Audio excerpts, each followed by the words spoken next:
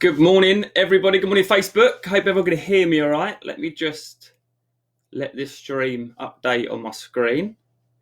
I think we're live. So good morning. Hope everyone's all right, keeping safe, not going too mad. I'm going to quickly test to make sure my sound's all right. And make sure the stream is going out. So bear with me 1 sec and then we'll jump straight in. Today we'll be talking about why I believe every property buyer should have their own estate agent.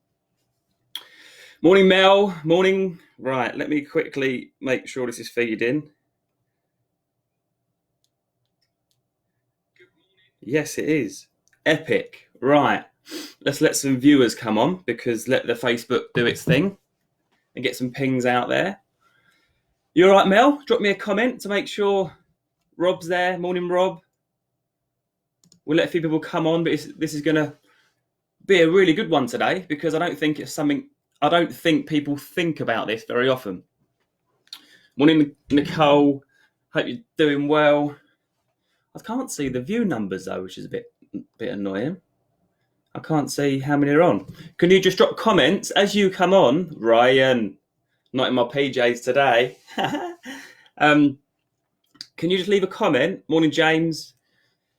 You can all hear me all right, yeah? Just bang yes in the comments because I've got a new mic and we're going to get into some tasty stuff this morning. Got me Peppa Pig cut. That's the most important thing. I'm going to make sure we got the viewers on. Now, this live's going out on the Power Bespoke page and the Agents in the Know page. And I just want to firstly give a massive shout out to Christian who's put together this Agents Here to Help. And I think that's such a great thing that he's done in this time when consumers are really confused about what's going on. And Christian said, come on, agents, let's all clump together. Let's all commit to sharing advice. And yeah, it's wicked. Right, so James said the viewers are up to 24 now, so I'm going to rattle on. It'd be quite a quick-paced live. I'm going to cover some bits, and then I'm going to have some questions at the end, because I think there'll be a lot of questions. But the first question on everyone's mind, that side of the bed is my wife's side, FYI. I haven't got a pink teddy next to my bed. And we're up here. This is what the world's come to. I've had to come to my bedroom to get out of the way of the screaming kids because they're going to be downstairs probably smashing the place up. Tash is down there with them, thank God. But if you hear the odd, I don't want it, that'd be Freddie, my 2-year-old, having an epi. So let me go through the comments and I'll try and keep an eye on the comments. But today's topic is why all property buyers should have an estate agent working for them, right? And I'm gonna break it down into simple terms why I believe that, and then I'm going to dig a lot deeper as to why that should be. So let me quickly make sure the comments are coming in. Yeah, thanks, Nikki. The link was removed. Okay, no worries. Right. All do me a favour. Can you all share this as well? I'd really appreciate it if you quickly hit the share button, because I think this topic about buyers having an estate agent is underknown in the UK, and I really think that should change. And as I go through this live, you'll understand why. So please, if you can, hit share. Let's get this information, advice out there, just to let buyers know that they can also have an agent. So why should property buyers in the UK have an estate agent? It's really, really simple, because the sellers do, right? So I'm an estate agent, have been for 16 years, and I help sellers maximise the sale price of their house and move on to the next chapter of their life. My client, person paying me, is the seller. Obviously, I want to help buyers, and I want the buyers to get a great service, and I've got a legal duty of care to the buyers. But my client, who I'm getting the best outcome for, is the seller. They're the one employed me. They're the ones who are paying me, and my obligation is to make sure I get them the best outcome. Now that leaves the buyers many of whom have sometimes never bought a house before. They're left trying to buy the house they want to buy at a price that they want to pay to negotiate that against me. Now, I'm not good at much, but I'm really good at negotiation. So that leads on nicely to why the kind of detailed why a buyer should have an agent working solely for them. So just like sellers have an estate agent working for them, the buyer should employ an estate agent to work with their best interests at heart, to work to get them the best outcome against the agent which the seller has employed. Make sense? Throw some comments or hit the like button just so I know that this is kind of, I don't want to go down my usual route of baffling and waffling and chatting and going deep. But in this country, unlike in America, right? So America, the buyer and the seller both employ a realtor, a broker, and they go head to head, I guess, for their respective clients. And I think that is the right word, head to head, because when you're navigating a property purchase, a property sale, you want the best outcome. You want the best terms, you want the best price. Whether you're a buyer, that'll be the lowest price. If you're a seller, that's the highest price. So I really think it's important that both sides have professional, expert representation. Here's how I liken it, right? So here's the metaphor I use to liken it. It's like a divorcing couple using the same solicitor, right? Let me just repeat that. If the buyer hasn't got an agent, it's like a divorcing couple using the same solicitor. Yes, they're going to come to an agreement because everyone wants to move forward. But is one person going to be left with the bum end of the deal? Both parties in a divorce need professional representation. Hope I never come to that. Got married last year. But when the time comes, if the time comes, hope Tash ain't watching this. Both parties in the divorce should have separate advice from a professional advisor, not the same advisor. So that's the real basics of it, and it's not that expensive. We do it a lot at Power Bespoke. All our selling clients get us as their buying agent. People can come to us off the, we get many emails via our websites, and I've seen you offer a buying service. Can I talk to you about that? So it's really important, and I just think it levels the playing field.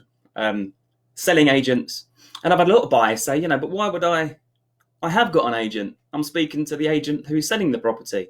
And I understand that, because if they're a good agent, they'll take care of you. But their obligation, they are paid a commission to get the best price out of you, period.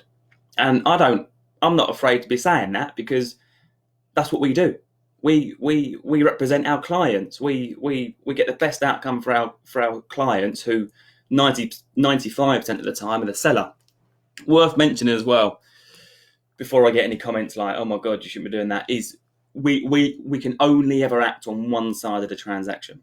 So sometimes people, they might view a house with us and say, oh great, I've viewed that house with you, really like it, and I'd like to make an offer, but can I talk to you about your buying service? And we make very clear straight away that, really sorry, because the seller has instructed us as their agent, we can't act for you as your buying agent, because that would be a conflict of interest. But I'll do all I can to help you buy this house. If you aren't successful in buying it and you go off to buy another house with another estate agent, I'll be more than happy to be your agent and negotiate you the best outcome. So I'm getting dry mouth, so let me quickly have a bit of a drink. Pepper Pig. So that's the basic terms. Now let me go through some points as to why it's really important that I believe buyers have an agent working solely for them. Expertise, period. 16 years, 6 or 7 days a week, I've been selling houses. I will have more expertise just through default than Mr. and Mrs. Jones, who move once every 7 years, once every 10 years, once every 5 years. An expert agent, and I'm not saying me, any agent who is a estate agent, a selling agent, can also apply all their knowledge and experience and expertise onto the other side of the transaction and help you as a buyer. And they will have more knowledge and expertise than you. For sure. Even if you bought 20 houses in your life, I've sold thousands, maybe over 1,000. So, and fundamentally, the fundamental knowledge that you're tapping into with an agent is their negotiation ability. That is the secret sauce. Now, negotiation is a real skill, and very few people are good at it. And if you are, great, but I still wouldn't suggest that you negotiate your own property purchase for one main reason: emotion. Emotion will always cloud your judgment in a negotiation.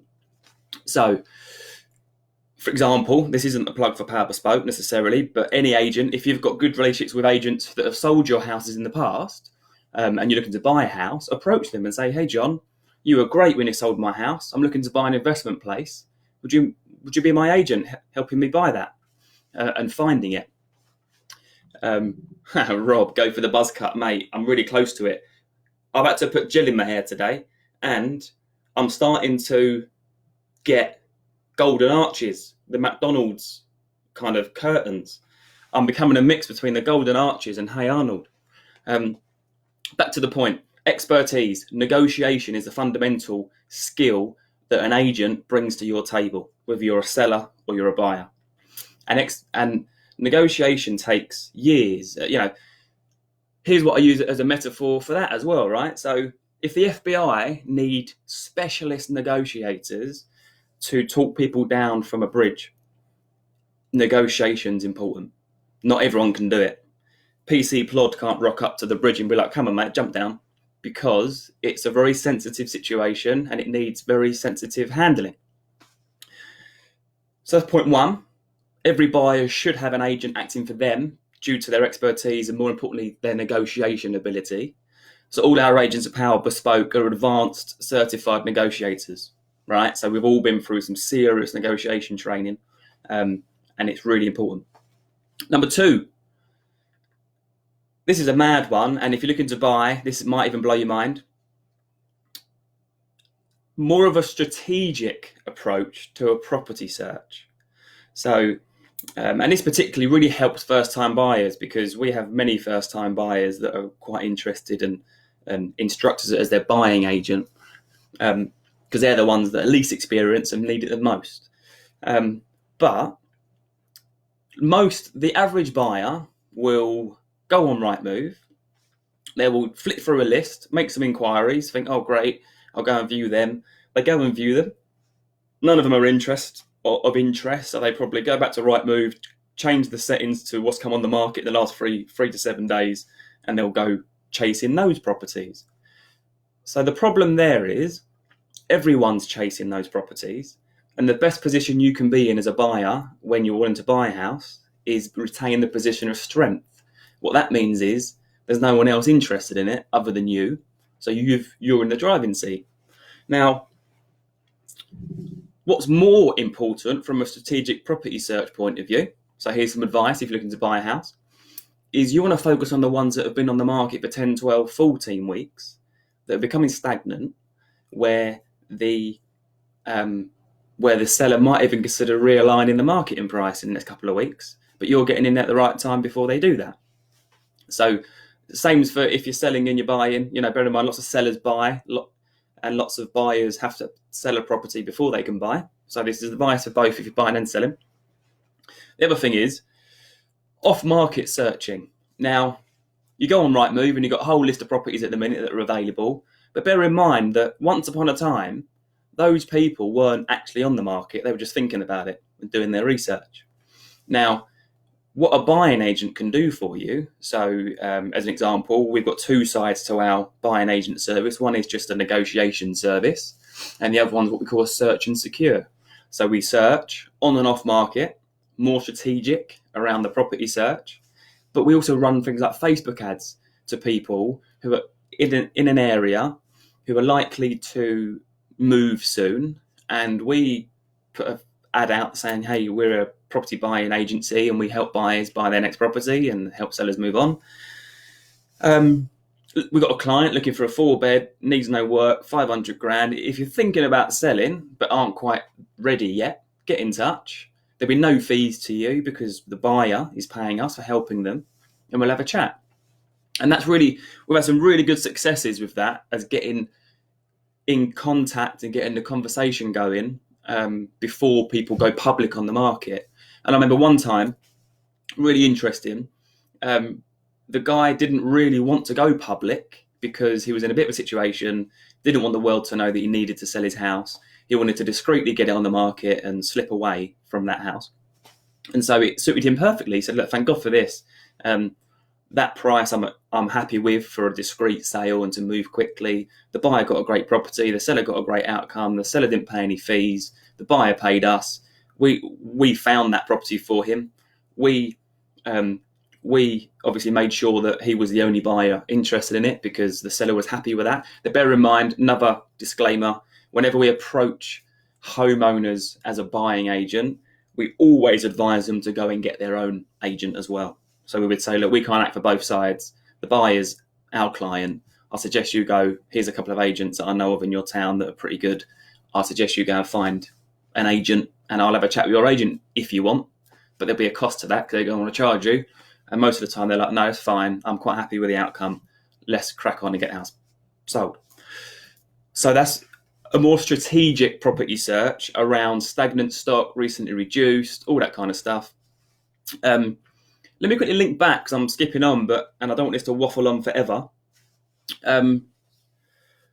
Negotiation. Here's a perfect example now. So Mel, one of our great agents at Power Bespoke, she's got a client, and he come to us via our website, and I had a chat with him. Really nice guy. He's a doctor, right? So thank you, all the doctors and nurses out there. Great time to say thanks for all the hard work at the moment. Now he's a doctor, and he had a budget of £800,000-900,000, and didn't have a first time buyer. Didn't have a clue what he was doing, and he totally appreciates being a doctor. You probably would. You would appreciate the value of knowledge and expertise. So he come to us and he said, I've seen this house, Mel, really love it. It's on the market at guide price $850. I'm quite happy paying $875, right? So already is like straight up, loves it, emotional, wants it, 25 grand over asking price, is prepared to go. Mel was like, calm down, hold your horses. Let's just have a little bit of an assessment of the market. Let me speak to the agent, suss it out. Long story short, the guy's now buying it for $825. So Mel has saved that guy £50,000. The seller had chosen an estate agent, so great. They've obviously got the seller an outcome they're happy with because they wouldn't be accepting the $825. But that's through Mel's sheer knowledge, commitment, getting a survey done, making sure that any problems in that were addressed and renegotiated on. Mel's helped him find the right solicitor, the right surveyor, the right mortgage company. Like, that's the kind of stuff that you can't really get from a selling agent, because you've got to bear in mind that the selling agent is there to get the seller the best outcome, not you as the buyer. They want to help you buy the house, no doubt, but they're there. Their client is the seller. So buyers should have their own agent. So there's another reason. So expertise, negotiations, more of a strategic property search. I say to buyers, do you really want to be one of the first 5 inquiries on that house? And if you like it, you've got to make an offer, but there'll probably be other offers, and there'll be a bidding situation, and the price will go up, and I'll do my best, but I can't guarantee I can get you any saving. Sometimes our goal, we advise buyers, we say, look, that's just come on the market. I've had a chat with the agent. There's eight viewings at the weekend. Unlikely that we're going to get any saving, but what I can help you do is hopefully be the one that they accept. Because when you've got a multi-offer situation, you've got maybe 4 people wanting the house, I will make you look like the best buyer, so your offer's accepted. That is the aim of that situation. So recap, and any questions anyone's got, just stick them in the feed. I can see the questions and I will answer them, promise. A little reload on the old T.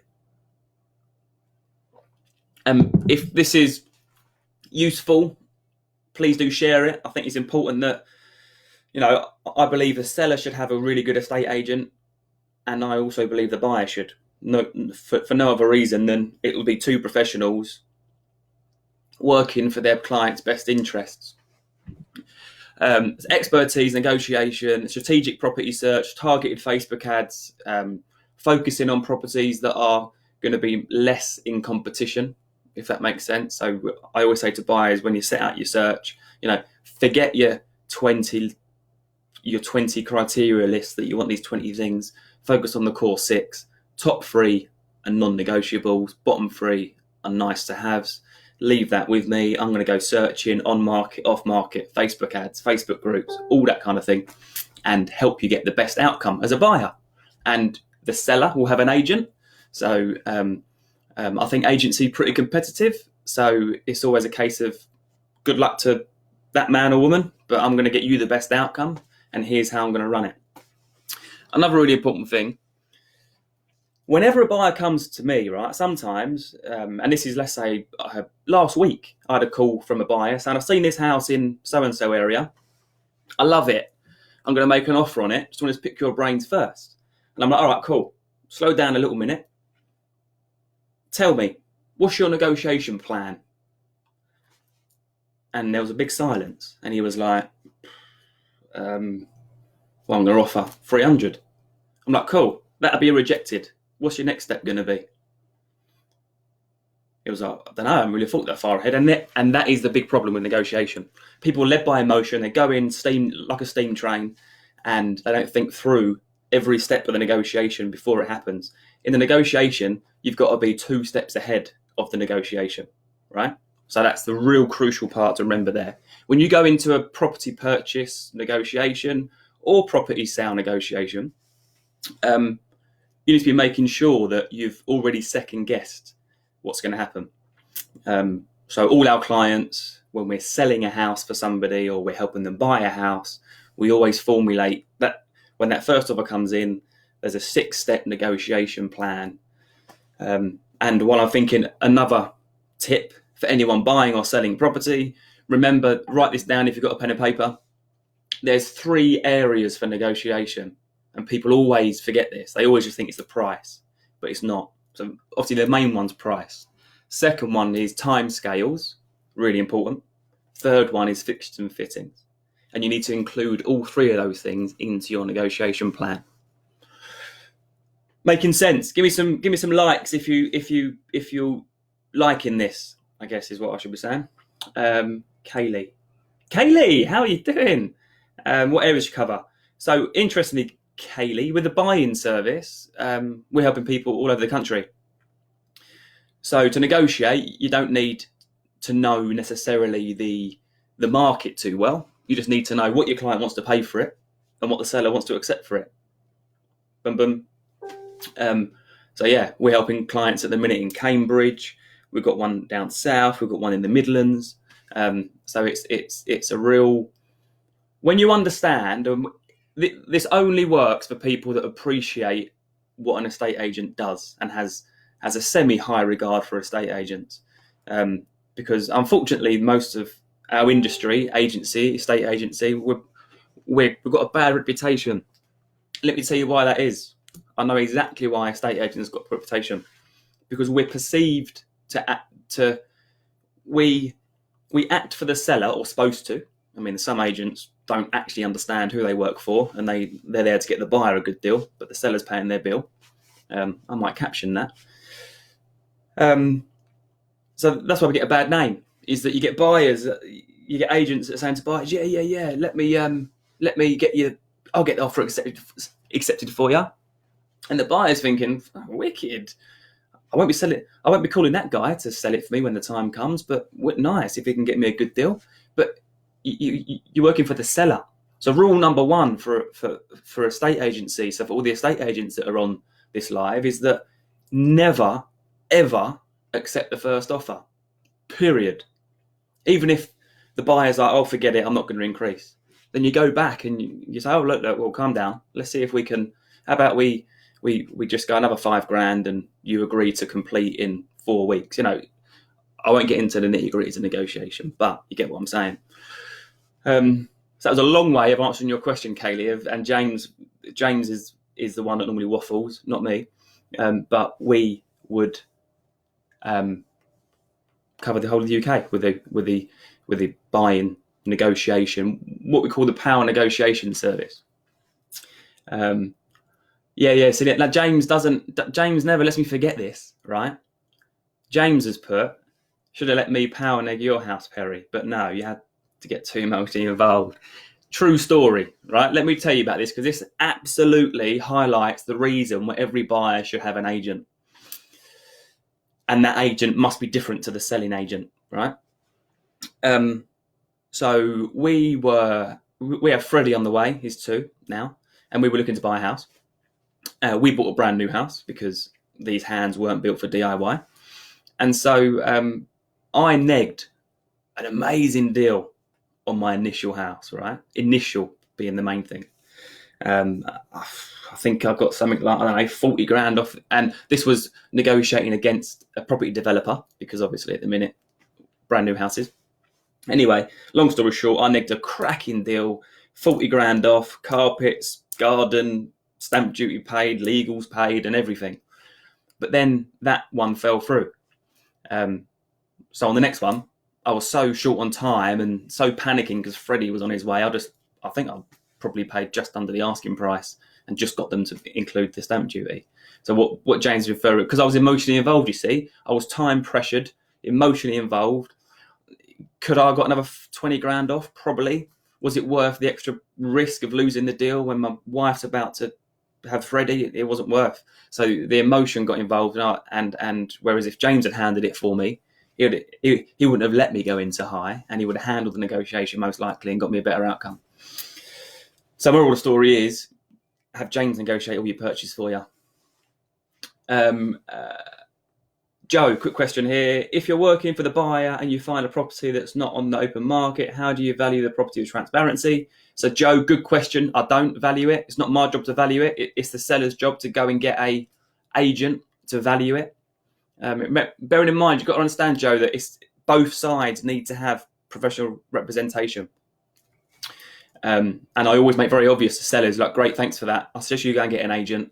How much do you want for it? And let's see, maybe a seller would say, oh, we want 500 grand.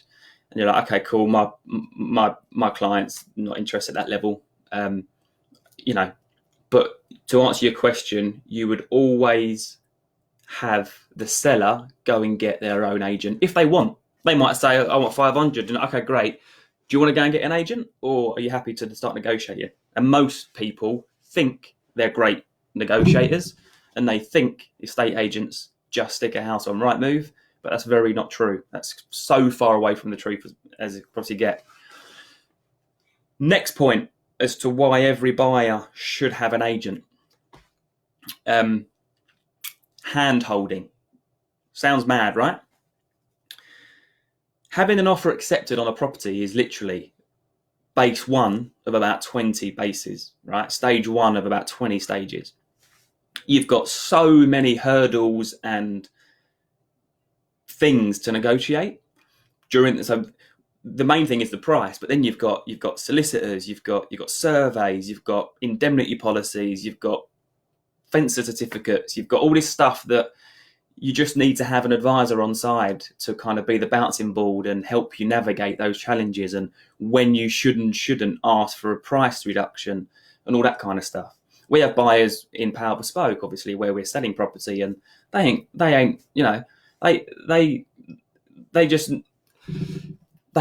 no guidance because they didn't have an agent. We were acting for the seller. The example, buyer might give us a call and say, look, I've just we're a month into the progress, quick one. I just decided I think I want to change that kitchen, so I think I'll need to lower my offer by 5 grand. Obviously, the reply is, look, if you want a new kitchen, absolutely great, but my client's not going to pay for it for you. Let's move on. So it's just that expertise, and that's really important. Ryan, but they're not working for the buyer. But then you're not working for the buyer, Rob. Hi, Joe. The same way we would value a property that comes to the market normally. Yeah, I mean, look, you can give the seller a bit of guidance, but it's always on the caveat that you need to go and get your independent representation, professional representation. And, it's one of those things where, it's like I said at the start of the live, if you just join, that what I liken it to is a divorcing couple having the same solicitor. It just, someone ain't going to get the best outcome. Whereas if you've both got independent solicitors, not everybody is necessarily going to be happy with the outcome, because I've heard people say that the end goal of a negotiation is to make sure everyone's happy with the outcome. I don't agree. There's always someone that feels like they're going to go with it anyway. So I believe everyone should be content with the outcome. There's a big difference between content and happy. We've had buyers say, look, Perry, let's say we're selling a house for a client and they say, look, Perry, great, really love the house. Would have loved to have got it 5-10 grand cheaper, but totally understand. Let's get this put through, and I want to move in there as soon as possible. So it's having people being content at the end of the negotiation. James has replied to Joe as well. Good comment. I wouldn't recommend they get an agent. They often lie to win the business. I'd recommend their own. Yes. So you see, some agents that have got different opinions. Personally, I would have them have an agent and having the RIC survey, because both sides of the transaction need to have, in my opinion, professional representation. I mean, by all means, the RIC surveyor could be their negotiator if need be, but I just don't think the same party should be negotiating with the seller for both people. Anyway, we're at 31 minutes. I don't want to waffle on. One final thing. If everyone's getting value from this, please do share it around. I'm a massive fan for just people having professional representation in a property transaction, whether that's buyer or the seller. Hence why Power Bespoke. Power Bespoke, yes, we mainly act for sellers, but we're not so much an estate agency anymore. We're more of a property negotiation service. So whether you're selling a house or you're buying a house, you can come to us and we can help you. Please do share this around. One more thing before you go, don't drop off yet. I've put together my 13 mistakes to avoid when negotiating. So, because I believe that fundamentally all the years of experience is really good. Every possible house sale situation I will probably come across, or purchase situation, all that's important. But what you're employing a professional for in a property transaction is a negotiation ability, which hopefully be better than yours.